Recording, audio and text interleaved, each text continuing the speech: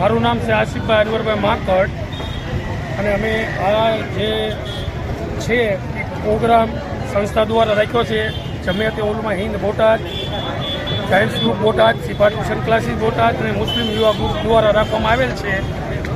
અને આ પ્રોગ્રામનો હેતુ દરેક સામાન્ય દરેક મધ્યમ વર્ગને પહોંચાય તે માટે દરેકને એક કીટ ભરે તેમાં 500 રૂપિયાનો કમસે કમ ફાયદો થાય એની માટે અમે જે કાર્યક્રમનું આયોજન કરેલ છે. કાર્યક્રમ સવારના 10 થી સાંજના 7 વાગ્યા સુધી ચાલવાનો છે.